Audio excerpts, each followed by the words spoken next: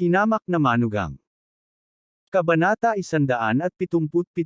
Napangiti si Dulong at sinabing kung hindi lalabas si Boss Dixon, hindi kami mangangahas na umalis ng walang pahintulot.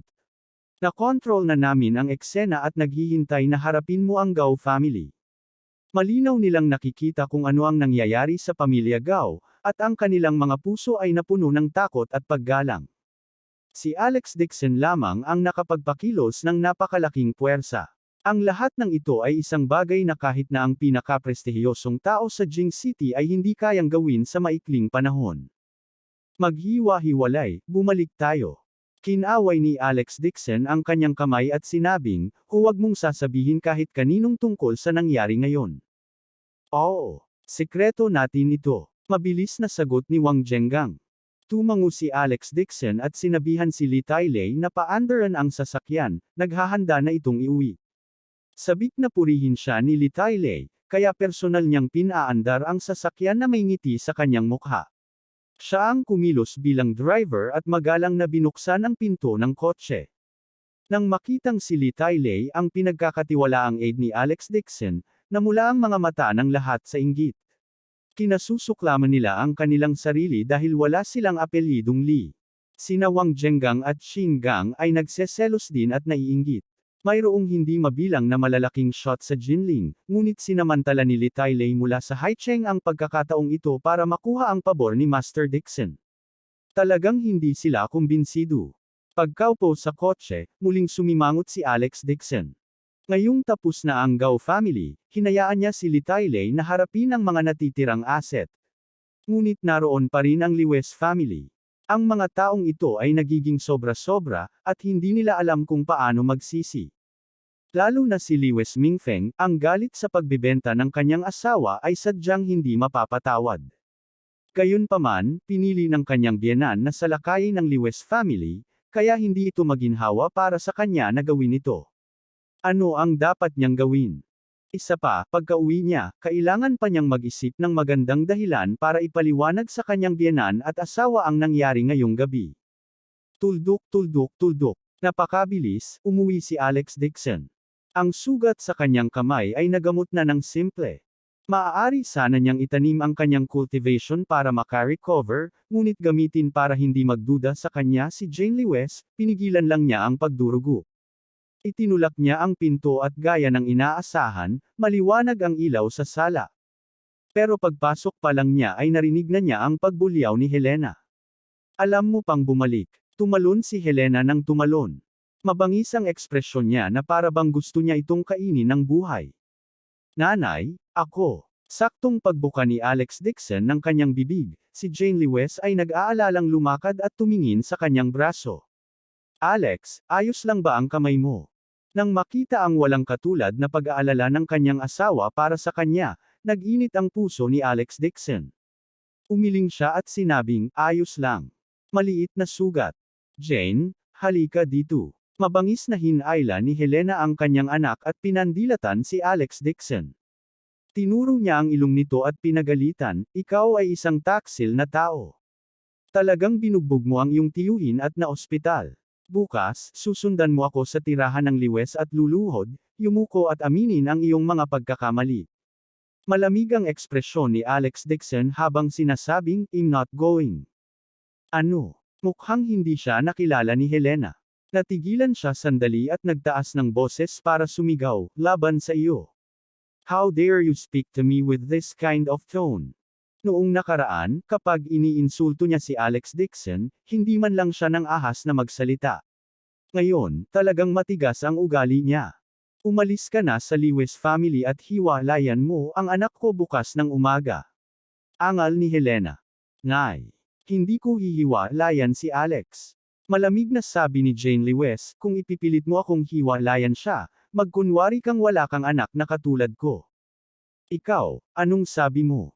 Natigilan si Helena at napatitig kay Jane Liwes. Kadalasan, kahit gaano pa siya kagulo, pakikinggan pa rin siya ni Jane Liwes.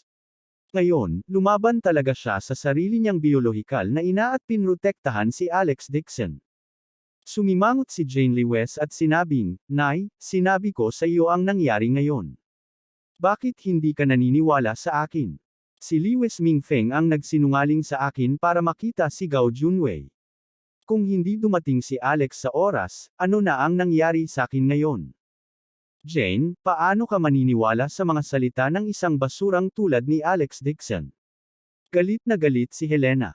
Ipinaliwanag na sa akin ng tiyuhin mo na hindi niya alam na papatayin ka ni Gao Junwei. Walang kinalaman ang bagay na ito sa tiyuhin mo. Labis niyang pinagsisihan ito sa ospital at nagbanta na ay settle ang score sa Gao family. Kalokohan ni Lewis Mingfeng. Galit na sabi ni Jane Lewis. Hindi siya maniniwala kahit isang salita sa kalokohan ni Lewis Mingfeng. Isinakripisyo ni Alex Dixon ang kanyang buhay para pumasok sa KTV para iligtas siya, at hinarang pa niya ang kutsilyo para sa kanya. Ito ang pinakamagandang patunay. Nang makita niya ang matatag na ugali ni Jane Lewis, matatag siyang tumayo roon. Sa tagiliran niya, naantig si Alex Dixon. Tila hindi niya pinagdudusahan ang kutsilyong ito nang walang kabuluhan. Sa katunayan, lubos niyang naiwasan ang kutsilyo, ngunit natakot siya na saktan ito si Jane Lewis, kaya inabot niya ito upang harangan ito. Malamig na sabi ni Jane Lewis, "Nay, ayos lang kung hindi ka maniniwala sa akin, pero kung papalayasin mo si Alex, susundan ko rin siya." Pagkatapos sabihin niyon, lumingon siya at sinabi kay Alex Dixon, "Let's go and pack our luggage." Hindi makapaniwalang tinitigan ni Helena ang anak. Talagang kinontra siya ng kanyang magaling na anak para kay Alex Dixon ngayon. Sa sobrang galit niya ay malapit nang sumabog ang kanyang baga.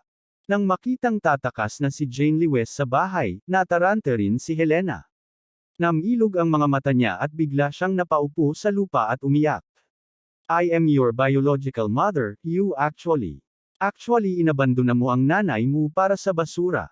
Nang makitang nakaupo sa lupa si Helena na umiiyak, walang magawa si Jane Lewis na pinigilan ang kanyang mga yapak.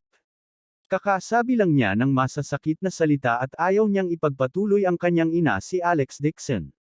Pero kahit ano pa si Helena ang kanyang biological mother na nagsilang sa kanya, hindi niya talaga kinaya. "Ang aking anak na babae, na maingat kong pinalaki, ay hindi na kinikilala ako na ina. Paanong ang langit ay hindi patas? Sana tamaan na lang ako ng kidlat at mamatay." Ginamit ni Helena ang kanyang mga kamay upang tapikin ang lupa habang siya ay umuungol sa tuktok ng kanyang mga baga. "Anong silbi ng buhay ko? Bukas bibili ako ng isang bote ng gamot at mamamatay ako sa bahay. Sa bagay, ayaw sa akin ng anak ko." Gayunpaman, kumunat ang noo ni Alex Dixon at tumingin. Nakita niyang wala ni isang luha sa mukha nito. Maliwanag, sinusubukan niyang makakuha ng simpatiya. Gayunpaman, hindi komportable para sa kanya na sabihin ito ng malakas. Kung tutuusin, nanay din ng asawa si Helena kaya hindi maputol ang relasyon ng dugo. "Mom, you don't cry." Ang sinabi ko kanina ay dahil sa galit. Nagpanik din si Jane Lewis. Kinailangan niyang tumalikod at sabihin, "Hanggat huwag mong pilitin si Alex, maaari nating pag-usapan ang anumang bagay." Si Albert Lewis, na kanina patahimik, ay tumayo na madilim ang mukha at pinagalitan si Helena. "Enough. How can you know what Lewis Mingfeng is better than me? In short, naniniwala ako kay Alex. Kung patuloy kang manggugulo, susundan ko ang anak at manugang ko.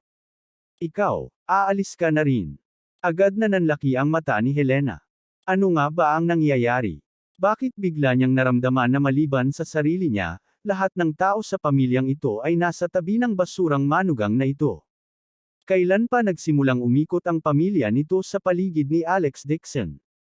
Nang makitang pinoprotektahan ng kanyang mag-asawa si Alex Dixon, hindi nang ahas si Helena na ipagpatuloy ang kaguluhan at maaari lamang siyang magpanggap na nasasakal. "Ginagawa ko rin ito para sa ikabubuti ni Jane." Ngayong ipinadala ni Alex Dixon si Tio sa ospital. Ang Lewis family ay nakipag-away sa isa't isa. Sinabi rin ni Old Lady Lewis na gusto niyang imbitahan ang patriarch na magkaroon ng pagkakataon ng joint trial ng 3, mga bulwagan. Gusto talaga nilang hanapin ang patriarch. Napakunot ang noo ni Albert Lewis. Nagkunwaring pinunasan ni Helena ang kanyang mga luha. "Oo, kaya ako humingi ng tawad kay Alex." Nakaramdam ng pananakit ng ulo si Albert Lewis. Malaki ang pamilya ni Lewis, at ang pamilya ng branch nila ay isang pamilyang sangay lang. Mayroong higit sa 200 katao sa pamilya, at sila ay mula sa buong bansa. Marami ring matagumpay na tao sa pamilya. Ang patriarka ang may pinakamataas na posisyon sa pamilya. Kung talagang pumunta siya sa 3 bulwagan at pinatalsik ng mga Lewis para sa paghihiganti, magiging magulo ang bagay na ito. Sabi ni Alex Dixon, "Dad, hindi pa umabot sa ganoong stage ang usapan. Pag-uusapan natin yan pagdating ng panahon." Hindi siya naglagay ng mahinang patriarch sa kanyang mga mata. Sa oras na ito, hindi nang ahas si Helena na pilitin siyang humingi ng tawad. Sa sobrang galit niya ay naupo siya sa sofa at galit na sinabi, "Kung may kakayahan ka, magdesisyon ka." Dumating si Old Lady Lewis para tulugan tayo at tinawag pa ang patriarch. Paano natin ito haharapin? Kabanata 178. Galit na sabi ni Albert Lewis, "Matagal na tayong walang relasyon ni Lewis family. Ikaw ang nagpumilit na idikit ang mainit mong mukha sa malamig na puwitan. Ako ang may hawak nitong usapin. Huwag mo nang pakialaman, ang Lewis family. Normal ko itong pinahintulutan, ngunit gusto talaga ni Lewis Mingfeng na ibenta ang aking anak. Kung nandoon ako, nabalian ko rin ang mga paa niya." Pagkatapos sabihin niyon, sinabi niya kay Alex Dixon, "Alex, huwag kang makinig sa nanay mo na baliw. Ako ang may huling say sa usapin ngayon. Hindi ako pupunta sa kalokohang Lewis family para ng tawad. Dapat silang humingi ng tawad para sa atin." Tumango si Alex Dixon. Mula nang magkaroon ng vilya at pera ang kanyang pamilya, maging si Albert Lewis ay naging malakas ang loob. "Salamat Ama." Hindi niya inaasahan na ang biyenan na noon pa man ay mahina ang unang pagkakataon sa kanyang buhay. Na-touch din si Alex Dixon. Bagamat walang sinabi ang biyenan tungkol sa ginawa niya para sa kanyang pamilya noong nakaraan, nakita niya talaga ang lahat. Kumunot ang noo ni Albert Lewis at nagtanong, "Alex, tell us honestly, how did you get along with Lee Tylay and the others? Kanina lang sinabi ni Jane na lumuhad talaga si Gao Jun sa harap mo. What's going on?" Sa pamamagitan lamang ng pagtingin sa feng shui, hindi maaaring gawin ni Direk Lee ang ganoong bagay para sa kanila, lalo pat paluluhad si Gao Jun. Inangat din ni Helena ang ulo at tinitigan si Alex Dixon ng may pagdududa. Umiti si Alex Dixon at sinabing, "Noong nakaraan, kapag tumingin ako sa feng shui, may kilala akong mga boss at tinulungan ko si Director Lee na makakuha ng deal sa negosyo. Kumita ako ng pera. Nang maglaon, naramdaman kong may pagkakataon, kaya tinulungan ko silang makipag-deal. Nagkamit ako ng komisyon. Nang maglaon, noong tumaas ang komisyon, ginamit ko ang perang ito para mag-invest. Medyo malaki naman ang kinita ko. Si Gao Jun naman ay nakaluhod hindi sa akin. Siya ay lumuhad kay Lee Tylay. Nagkaroon ng conflict si Lee Tylay sa Gao family.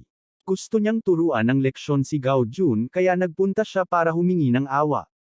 Nagkataon na naabutan niya sila. Napatulala silang tatlo sa narinig nila.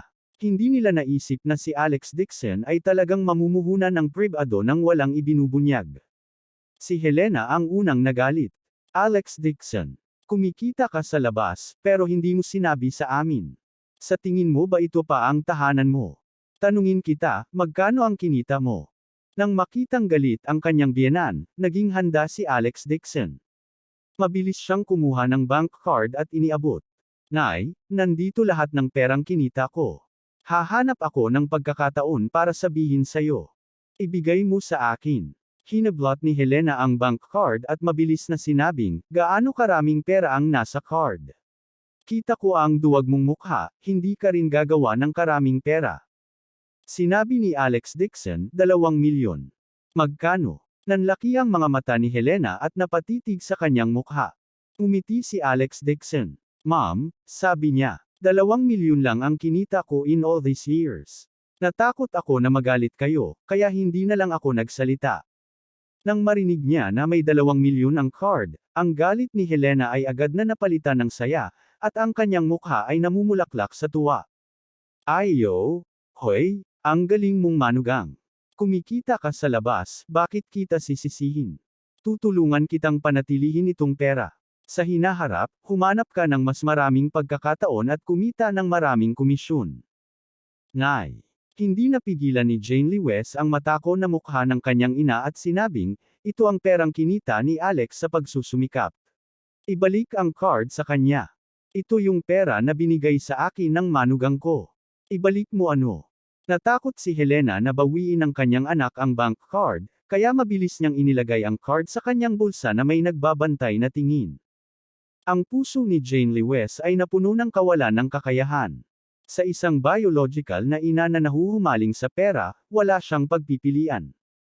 Napahiya din si Albert Lewis. Ngunit ang kanyang asawa ay isang paisyu lamang. Kumain lang siya at hindi samuka. Ang ganoong bagay, ang magukay ng pera mula sa mga kamay ni Helena, ay mas mahirap kaysa sa pag-akyat sa langit. Umiti si Alex Dixon at sinabing, kalimutan mo na yan. Regalo din tong pera kay nanay. Hayaan mo si nanay na kunin at itago. Sa totoo lang, hiniling niya kay Litaylay na ihanda ang card na ito sa pag-uwi. Baka sakaling pagdudahan siya ng pamilya Lewis. Ang halaga ng pera na ito ay walang halaga sa kanya, ngunit upang mapatahimik si Helena, ginugol niya ito sa talim. Alex Dixon. Walang pakialam si Alex Dixon sa kaunting pera na ito. Gusto lang niya ng kapayapaan sa pamilya. Nakita niya ang mabuting manugang ni Helena na mahaba ang buhok, mabuting manugang, maikling buhok. Labis na nagalit si Jane Lewis at sadyang sinabi, Nay, gusto mo pa bang pumunta si Alex sa pamilyang Lewis para lumuhod? Lumuhod. Lumuhod para saan? Matigas na sabi ni Helena, hindi ako nagsabi ng mga ganyan. Huwag kang magsalita ng kalokohan. Nang makitang ayaw umami ng asawa, kahit gaano pa kakapal ang balat ni Albert Lewis, hindi niya maiwasang mamula at sumigaw sa mahinang boses. Magpahinga ka na Alex. Bumalik ka na sa kwarto mo. Natakot si Helena na maaga ng kanyang anak ang kanyang bank card, kaya hindi na siya nagsalita pa at bumalik sa kwarto. Kinagat ni Albert Lewis ang labi at sinabing, Alex. Ganito ang nanay mo. Kung may pagkakataon, babawiin ko ang card mo. Hindi na kailangan, hayaan na lang ang nanay na itago ito. Nakangiting sabi ni Alex Dixon. Alam niyang sinasabi lang ito ng biyenan. Ang paghingi ng pera kay Helena ay mas mahirap kaysa sa pag-akyat sa langit. Pagkabalik ni Albert Lewis sa kwarto, lumapit si Jane Lewis sa kanya at galit na sinundot siya ng daliri nito. Alam mong mahilig sa pera ang nanay ko, at binibigyan mo pa rin siya ng pera. Umiti si Alex Dixon at sinabing, okay lang, pamilya tayo. Nakaramdam ng init sa kanyang puso si Jane Lewis. Pinandilatan niya ito at sinabing, tinakot mo ako noong nasa KTV ako. Itaas mo ang iyong manggas at tingnan ko ang sugat. Dinala niya ang bulak at alak at binalak niyang lagyan ng benda ang sugat nito. Inilabas ni Alex Dixon ang kanyang manggas at nakita ang isang sugat ng kutsilyo sa kanyang braso. Mahigit 2 pulgada ang haba ng sugat ng kutsilyo. Bagamat tumigil na ito sa pagdurugo at gumaling na ang laman, mukhang napakabangis pa rin ito. Naramdaman ni Jane Lewis ang sakit sa kanyang puso nang makita niya ito. Kinuha niya ang bulak at isinawso ito sa alak at maingat na pinunasan ang namuong dugo para sa kanya. Habang nagpupunas, tinanong niya, masakit ba? Masakit. Agad namang tumango si Alex Dixon. Mabilis na huminto si Jane Lewis at sinabing, kung gayon, dapat ba akong maging mas magaan? It's not need to be lighter. Tumingin sa kanya si Alex Dixon at ngumiti. Kailangan mo lang mag-isip ng paraan para ma-distract ako. Nag-isip sandali si Jane Lewis. Tapos bubuksan ko ang TV at makikita mo ang balita. Napangiti si Alex Dixon at bigla siyang niyakap. Hinawakan siya nito at nakangiting sinabing, mabuti naman. Si Jane Lewis ay pabaya at ang kanyang buong katawan ay nakaupo sa kanyang mga bisig. Namula agad ang mukha niya sa kahihiyan. Pilit siyang bumangon. Aray! Ang sakit ng kamay ko. Nagkunwari si Alex Dixon na napangiwi sa sakit. Si Jane Lewis ay hindi agad ng ahas na kumilos. Natatakot siyang mapunit ang sugat niya. Sa pagyakap sa malambot at malambot na katawan ng kanyang asawa, hindi maiwasan ni Alex Dixon ang kasiyahan sa kanyang puso. Gamit ang isang peklat bilang kapalit ng dating awayan ng kanyang asawa, at maging ang pagkakayakap sa kanya ng mainit, mabango, at malambot na jade, sobrang sulit ng saksak na ito. Mapupulot lamang ni Jane Lewis ang panggamot na bulak at tumulong sa paggamot sa kanyang sugat. Nakapagpalit na siya ng damit at nakasuot ng silk nightgown. Niyakap ni Alex Dixon ang bewang niya at umupo sa tuhod niya. Nang tumingin siya sa ibaba, nakita niya ang nyebe sa ilalim ng kanyang leeg at hindi napigilan ang paglunok. Sinamantala niya ang pagkakataon para pag-usapan, "Mrs., pwede ba akong matulog sa kama ngayong gabi?" Hindi. Desidido at desidido si Jane Lewis. "Wife, I am injured. Bakit mo ako hahayaang matulog sa sahig?" Sinadya ni Alex Dixon ang isang nakakaawang tingin. Tinukso si Jane Lewis hanggang sa tumawa siya at namumula ang mukha, "Just because you are injured. That is why you should sleep alone." Paano kung mahawakan ko ang sugat? Hindi ba't mas madaling mahawa? Mabilis na saad ni Alex Dixon, "Hinding-hindi. Pag-usapan natin yan pagkatapos mong gumaling." Sabi ni Jane Lewis at ginamit ang kanyang makinis na jade feet para tapikin ang hita nito. She said with a red face, after wiping, "Let go." Ang kanyang jade foot ay snow white at maislan. Hindi napigilan ni Alex Dixon na abutin ito. Kabanata 179. Gayunpaman, si Jane Lewis ay kasing liksi ng isang loach. Sinipa niya ito sa palad at sinabing, "Hindi pa natutulog si nanay. Be honest." Pagkasabi niyon ay tumalikod siya at bumangon sa pagkakayakap sa kanya. Kinuha niya ang cotton at naglakad papunta sa restaurant. Nakaramdam ng init si Alex Dixon sa buong katawan at mabangis na nilamon ang kanyang lalamunan. Isang araw, ipapahiga niya ang kanyang asawa na parang isang maliit na tupa. Hahawakan niya kung saan niya gusto. Nalutas ng 2 milyong yuan bank card ang krisis sa bahay. Nagkasundo din sina Alex Dixon at Jane Lewis. Pansamantala ring huminto si Helena at hindi na pumunta sa lumang bahay ng Lewis family. Ang lahat ay tila kalmado at mapayapa, ngunit napagpasyahan ni Alex Dixon ang kanyang plano. Mula noong sinaunang panahon, sinumang insulto sa isang asawa o anak na babae, o sa kanilang mga magulang, hanggat sila ay mga lalaki na may tapang, hindi sila uupo at walang gagawin. Kinailangan ni Lewis Mingfeng na magbayad ng isang presyo para dito. Hindi sinabi ni Alex Dixon sa sinumang tungkol sa bagay na ito. Hindi man lang niya ipinaalam kay Sung Yulu. Gusto niyang harapin ito ng mag-isa. Dahil pinoprotektahan pa ni Helena ang Lewis family. Kahit ano pa ang sabihin ng biyenan at ng kanyang asawa, dumadaloy sa kanilang katawan ang linya ng dugo ng pamilya Lewis. Kung may nangyari kay Lewis Mingfeng, hindi lang nila ito papansinin. Si Alex Dixon ay nagplano na gawin ito mismo. Tuldok, tuldok, tuldok. Sa lumang mansyon ng Lewis family. Puno ng galit ang mukha ni Old Lady Lewis habang nakaupo sa armchair na may madilim na ekspresyon. Hinampas niya ng malakas ang mesa, dahilan para tumiwalag ang tsaa kung saan-saan. Ang galing ni Alex Dixon. Sinaktan niya ang anak at apo ko, at hindi talaga siya pumunta para humingi ng tawad. Mukhang kailangan ko talagang imbitahan ang patriarch ng Lewis family. Itatanong niya ng buong pamilya at babayaran siya ng halaga. Umupo si Lewis Mingfeng sa upuan sa tabi niya. Nakabalot ng gauze ang ulo niya at may benda ang mga braso. Halatang halata ang mga pasa sa mukha niya. Kinagat niya ang kanyang mga ngipin at sinabing, "Nay, pagdating ng panahon, anyayahan mo ang patriarch dito. Susundin natin ang mga alituntunin ni Lewis. Kung hindi niya igalang ang kanyang mga nakatatanda, lampoy natin ang kanyang sariling uri. At least, sisirain natin ang kanyang mga paa." "Dad, ito ay nagpapaalam sa kanya ng madali." Mahigpit na sinabi ni Mark Lewis, "Pinalayan din niya ang kamay ko. Dapat ko siyang ipaluhod sa labas ng ancestral hall, dukutin ang kanyang mga mata, putulin ang kanyang ilong, at hatulan siya ng kamatayan." Bagamat may batas na ngayon, sa mga Lewis, may batas na ginamit para parusahan ang mga hindi sumunod sa mga alituntunin ng pamilya, ang mga gumawa ng heinous crimes.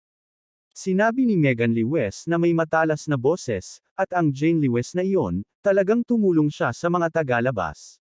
Dapat din siyang paalisin sa Lewis family at lahat ng ari-arian sa pamilya ay dapat kumpiskahin. Ang malaking vilya niya ay dapat ibigay sa kapatid ko bilang kabayaran. At yung luxury car ni Alex Dixon, gusto ko rin. Mabilis na sabi ni Mark Lewis.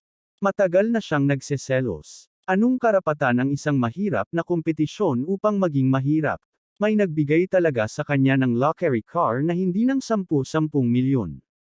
Tinango ni Old Lady Lewis ang kanyang ulo sa marangal na paraan. I will write a letter to the patriarch right now. Sa oras na iyon, lahat ng ari-arian ng kanyang pamilya ay ipapamahagi ng patriarch. Siguradong isa sa alang-alang kanya sa kanyang pagpapasya.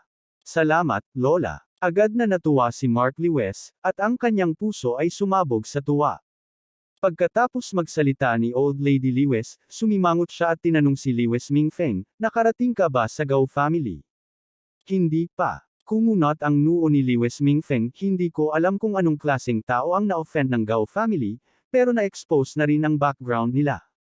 Napunta pa sa TV ang pangit na bagay, si Mr. Kai, who has connections with Gao family, nawala din. Kagabi, nang makita niyang may nangyari sa Gao family at Mr. Kai sa balita, natigilan siya.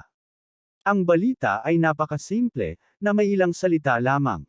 Gayunpaman, nanlamig ang buong katawan ni Lewis Mingfeng, at natakot siya sa kanyang nakita. Kagabi, nakipagkasundo lang siya kay Gao Junwei na hindi niya ilantad ang sarili at gagamitin si Jane Lewis para ipalit sa kontrata. Hindi niya inaasahan na may mangyayari ngayong umaga. Nagkataon lang. Natatakot na sabi ni Megan Lewis, huwag mong sabihin sa akin na si Alex Dixon ang may gawa nito. Base lang sa basurang ito. Si Mark Lewis ay sumangot ng masama mula sa kanyang ilong. Kung mayroon siyang kakayahan, paano siya napunta sa ganito?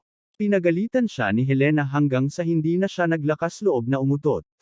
Maliban sa pagiging malakas ng konti, kaunting kalokohan lang ang alam ni Alex Dixon sa Kung Fu. Isa lang siyang basura. Tama si Mark. Tumango rin si Lewis Mingfeng bilang pagsang-ayon. Matapos ang insidente sa Gao family, una siyang naghinala na may kinalaman nito kay Alex Dixon. Sa sobrang takot niya ay nagtago siya sa bahay ng 2 araw, natatakot na dumating si Alex Dixon at tulugan siya. Gayunpaman, sa loob ng 2 araw na ito, ang lahat ay kalmado at mapayapa. Gumaan din ang pakiramdam ni Lewis Mingfeng. Pakiramdam niya ay hindi na maglalakas loob si Alex Dixon na maghiganti sa kanya. Kahit anong isipin niya, pakiramdam niya ay hindi yun si Alex Dixon. Kahit na ang isang walang kwentang tao ay nakakakilala sa kanilang mga boss, ano ang silbi nito? Ang pamilya Gao ay isa sa pinakamayamang tao sa Haicheng. Mayroon silang pera at kapangyarihan, at sinakop ni Mr. Kai ang bahagi ng teritoryo sa ilalim ng Jinling. Kamangha-mangha ang kanyang kapangyarihan. Upang mapabagsak ang Gao family at Mr. Kai sa isang gabi, ito ay isang nakakatakot na taktika. Ang taong nasa likod nito ay dapat na may background na lumalaban sa langit. Baka isa pa siya sa mga top figure sa capital. Tungkol naman kay Alex Dixon, sino siya? Kung mayroon siyang ganoong kakayahan, bakit kailangan niyang magdusa sa Lewis family ng ilang taon? Hindi kasama ang hinala ni Alex Dixon, nahulaan ni Lewis Mingfeng ang kanilang kandidato sa kanyang isipan, ngunit isa-isa niyang tinanggihan ang mga ito, at nagpa siya na huwag nang isipin pa. Ang mga taong sinakta ng pamilya Gao ay marahil ang mga big shot na may sariling mga mata. Maaari rin siyang lumayo sa kanila hanggat maaari upang maiwasan ang sarili sa gulo. Sabi ni Megan Lewis, Tay, dadalhin kita sa ospital para magpalit ng damit. Tara na. Tumayo si Lewis Mingfeng at naglakad papunta sa pinto, tinitiis ang sakit. Mabilis na pumunta si Megan Lewis upang suportahan siya. Ang sakit ng buong katawan niya ngayon. Siya ay binugbog ni Alex Dixon at muntik nang mawala ng buhay. Ang pagkamuhi ni Lewis Mingfeng kay Alex Dixon ay lumalim ng isa pang layer. Sumusumpa siya sa kanyang puso. Kung ang pamilya ni Lewis ay nagsagawa ng pagdinig sa pamilya at sinentensyahan ang krimen ni Alex Dixon, tiyak na papatayin niya ang batang ito. Tuldok, tuldok, tuldok. Pumunta si Lewis Mingfeng sa isang pribadong klinika. Matatagpuan ito sa isang tahimik na vilya sa kagubatan sa labas ng lungsod, at nakatanggap lamang ito ng mahahalagang bisita. Ang kanlurang doktor ay naniningil ng mataas na presyo, at hindi siya maaaring gumamit ng anesthetics. Napakasakit kaya napasigaw siya sa sakit. Nagsisi siya sa puso niya. Ang mga halamang gamot na binili niya kay Zhang Ermao noong huling pagkakataon ay ibinenta lahat kay Shou Changqi. Sa huli, hindi man lang siya naligo. Sa halip, nasaktan niya ang matandang ito nang walang dahilan. Ang dalawang nangunguna na halamang iyon ay ang tunay na immortal pills. Ang anumang pagbaba o pagkawala ay makikita kaagad. Kung alam niya kanina na masasaktan siya ngayon, isa pa sana ang hawak niya sa kamay niya. Ngayon, hindi na sana siya maghihirap. Mag-iisip siya ng isang araw para hanapin si Zhang Ermao at tanungin kung saan nanggaling ang dalawang spirit pill na ito, at pagkatapos ay bumili sa kanya. Matapos gamutin ni Liwes Mingfeng ang kanyang mga sugat, umuwi siya kasama si Megan Liwes. Paglabas pa lamang ng sasakyan mula sa kalsada sa bundok, biglang nakita ni Liwes Mingfeng ang isang taong nakatayo sa gilid ng kalsada sa di kalayuan, tila naghihintay ng sasakyan. Nang makita niya ang taong ito, agad na namula ang mga mata ni Liwes Mingfeng, at naglabas siya ng matinding puot habang siya ay mabangis na umuungal. Saktan mo siya hanggang mamatay. Ito ay tunay na isang makipot na daan para sa mga kaaway. Ang kaharap niya talaga ay ang Alex Dixon na kinaiinisan niya to the bone. Nakita rin ito ni Megan Liwes, at nagulat siya at nagalit. Ito ang mga suburb at kakaunti ang mga tao dito. Bakit pumunta dito mag-isa si Alex Dixon? Ang mga mata ni Liwes Mingfeng ay malungkot at puno ng layuning pumatay. Kinagat niya ang kanyang mga ngipin at ngumisi. May mga mata talaga ang langit. Hinayaan talaga nilang lumitaw ang kanyang kalaban dito mag-isa. Walang tao sa paligid. Kung dito pinatay si Alex Dixon, walang makakaalam nito. Mahigpit na utos ni Liwes Mingfeng, Megan, huwag kang magdahan-dahan. Subukan mong durugan si Alex Dixon. Kung hindi ka mamatay sa banggaan, maaari mong baligtarin ang sasakyan, durugan siya hanggang mamatay, at gawing karne, pati. Sige. Nagngalit ang mga ngipin ni Megan Liwes. Kinasusuklaman niya si Alex Dixon at hindi kailanman magpapakita ng awa. Boom! Isang mahinang dagandong ang pinakawalan ng Hummer car. Nang makalapit ito kay Alex Dixon ay bigla itong bumilis at bumangga sa kinatatayuan ni Alex Dixon na parang tangke. Kinagat ni Liwes Mingfeng ang kanyang mga ngipin at tumawa ng nakakaloko. Alex Dixon, may daan papunta sa langit, pero ayaw mong maglakad. Walang pinto sa impyerno, at pumapasok ka lang. Ito ang sarili mong malas.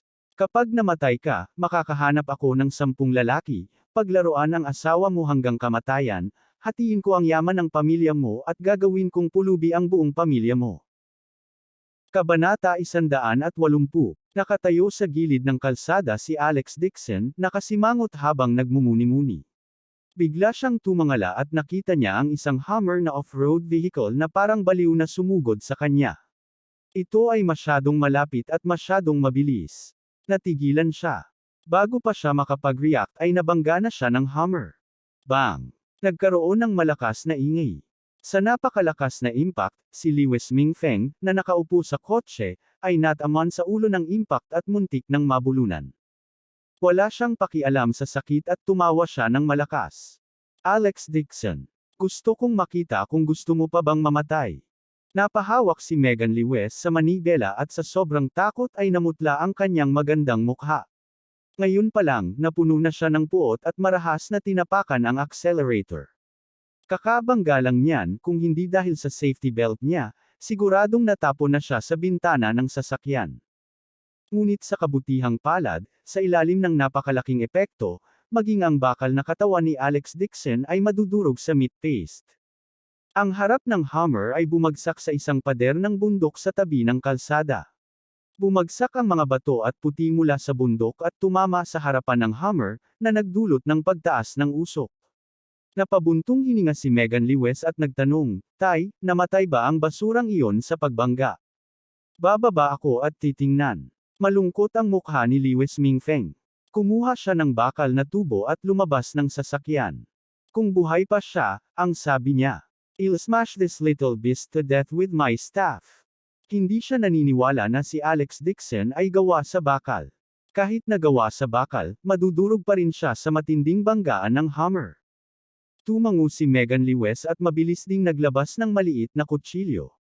Sinundan siya nito palabas ng sasakyan. Naglakad silang dalawa papunta sa harapan ng sasakyan at nakita nila ang gulo. Tumama ang harapan ng sasakyan sa dingding ng bundok at nabasag ang bumper. Nabulok ang harapan ng sasakyan at nabali ang mga punong nakatanim sa gilid ng kalsada. Isang malaking tumpok ng putik at mga sanga ng puno ang nahulog mula sa bundok. Tumingin si Lewis Mingfeng sa paligid, at pagkatapos ay itinulak ang lupa sa tabi upang tingnan. Bigla siyang napabuntong hininga. Nasaan na siya? Hinawakan ni Megan Lewis ang kutsilyo at tiningnan ang tambak ng graba at mga sanga sa lupa. Nabigla siya. Imposible, halatang nataman ko siya ngayon lang. Ngunit sa harapan nilang dalawa ay isang tambak lang ng mga lantang sanga at bato. Not to mention ang bangkay ni Alex Dixon, wala kahit isang hibla ng buhok sa ulo. Nawala ba siya sa manipis na hangin? Galit na umungal si Lewis Mingfeng, kailangan natin siyang mahanap. Siya ay nasugatan at hindi na makatakas. Sa sandaling ito, isang malamig na boses ang nagmula sa kanilang likuran. Hinahanap mo ba ako? Alex Dixon. Napasigaw si Megan Lewis at tumalikod. Nakita niya si Alex Dixon na nakaupo sa bubong ng Hummer. Pinag-cruise niya ang kanyang mga paa at mukhang nakaka-relax, ngunit ang kanyang mga mata ay sobrang lamig. Natigilan si Megan Lewis. Nanginginig ang kamay na nakahawak sa kutsilyo nang hindi sinasadya. Hindi siya nagkamali ng naalala. Ang Hummer ay bumangga sa kanya ng husto ngayon. Ang bilis nito ay napakabilis na hindi ito isang bagay na maaaring iwasan ng isang tao. Pero bakit hindi nasaktan si Alex Dixon, kahit isang gasgas sa kanyang damit? Bakit? Huminga ng malalim si Lewis Mingfeng at biglang sumigaw, bakit hindi mo siya nabangga? Bakit hindi siya namatay? Tinaas ni Alex Dixon ang kanyang kilay at malamig na sinabi, hindi madaling gugustuhin na mamatay ako. Pero magiging madali para sa inyong lahat ang mamatay. Pagkasabi noon ay dahan-dahan siyang tumayo at tumingin sa bubong ng sasakyan. Ang mag-ama ng pamilyang Lewis ay nagtaas ng ulo at tumangala. Sabay-sabay silang nakaramdam ng alon ng takot, na para bang binata sa kanilang tapat ay naglalabas ng nakakatakot na panggigipit, na para bang isa siyang hari ng demonyo na may pagmamalaki na nakatayo sa langit. Napatingin si Alex Dixon sa kanilang dalawa mula sa itaas. Sa kanyang mga mata, ang dalawang taong ito ay walang iba kundi mga langgam. How dare a only ant try to kill him? Anong biro? Sa ilalim ng kanyang pangmatagalang paglilinang, kung gagamitin niya ang kanyang buong lakas, ang kanyang bilis ay ilang beses na mas mabilis kaysa sa Hummer. Ito ay hindi isang bagay na nakikita ng isang mortal sa kanilang mga mata. Bang! Tumalon si Alex Dixon sa sasakyan at panay ang paglapag sa lupa. Malamig ang tingin niya sa dalawang taong nasa harapan niya. Natarante si Megan Lewis at napaatras sa takot.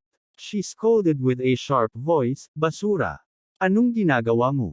Ang salitang basura ay matagal nang naging magkasing kahulugan sa kanya sa pamilya Lewis. Walang pakialam si Alex Dixon. Tinaas niya ang kanyang kilay at walang pakialam na sinabi, syempre kailangan nating mag-settle ng mga account. Nakakadiri talaga ang mga ginawa mo sa nakaraan. Ang paggamit ng iyong buhay para linisin ito ay nakakapagpadali sa iyo. Nanginginig si Lewis Mingfeng at galit na sumigaw, basura. Gusto mo talaga kaming patayin. How dare you? Hindi niya kailanman inilagay si Alex Dixon sa kanyang mga mata, ngunit sa huling pagkakataon na siya ay binugbog, si Lewis Mingfeng ay nagulat at nagalit. Gayunpaman, nang umuwi siya at nakitang hindi dumating si Alex Dixon na naghahanap ng gulo, gumaan ang pakiramdam niya. Sa anumang kaso, ang basura ay basura. Ang isang sandali ng desperasyon ay hindi tumakbo na siya ay hindi duwag. Ngunit ang basurang ito ay talagang may intensyon na pumatay. Mabangis na sinabi ni Lewis Mingfeng, Alex Dixon, mag-isip ka ng mabuti. Kung maglakas loob kang atakihin kami, hindi ka patatawarin ng buong Lewis family. Huwag mong sabihing hindi ka makakatakas pagdating ng panahon, sundan ka ng asawa. Baka ibenta pa niya ang sarili niya para kumita ng pera. Nagtaas ng talukap si Alex Dixon at biglang nagbigay ng isang marahas na sampal. Napasigaw si Lewis Mingfeng at sumuray-suray sa gilid ng pinto ng kotse. Isang malakas na sampal ang natanggap niya sa kanyang mukha, at nakaramdam siya ng matinding sakit sa kanyang bibig. Tinakpan niya ang kanyang mukha ng kanyang kamay, at umagos ang dugo mula sa kanyang bibig, na may halong ngipin sa harapan. Natigilan si Megan Lewis. Nang makita niya ang kanyang ama na sinasampal ni Alex Dixon, agad siyang napag-alitan sa matalas na boses, "Alex Dixon, huwag mong kalimutan na junior ka. Ang tatay ko ay tiyuhin mo. Daan-daang tao ang nasa Lewis pamilya. Huwag kalimutan ang iyong timbang." Daan-daang tao. Umiti si Alex Dixon. Ilang daang langgam lang sila. Gusto ba nilang kalugan ang tigre? Kung ang buong Lewis family ay maglakas loob na kalabanan ako, tatapakan ko ang isa sa kanila hanggang mamatay at papatayin ang dalawa sa kanila ng sabay. Alalahanin ang pagkawasak ng Lewis family, warm up lang naman. Natakot si Megan Lewis nang marinig niya si Alex Dixon na casual na nagsabi ng extinction. Ang Alex Dixon na nasa harapan niya ay tila ganap na nagbago sa ibang tao. Hindi siya ang unggoy na kilala niya. Pinunasan ni Lewis Mingfeng ang dugo sa gilid ng kanyang bibig at mabangis na sinabi, "Munting bastard, nililigawan mo si kamatayan. Huwag mo akong sisihin sa pagiging walang galang. Tingnan mo, ano ito?" Inangat ni Alex Dixon ang ulo niya at biglang sumimangot. Sinamantala ni Lewis Mingfeng ang sampal kanina, at sadyang nahulog sa gilid ng pinto ng kotse. Naglabas talaga siya ng baril. Nakatutok sa kanya ang itim na nguso ng baril. Bagay ng aso. Puno ng dugo ang mukha ni Lewis Mingfeng, at lalo siyang naging mabangis. Sa tingin mo ba kaya mong magpakitang gilas sa harapan ko dahil marunong lang kang gumamit ng three-legged bloody lychee at nagawa mong iwasan ang banggaan ngayon lang?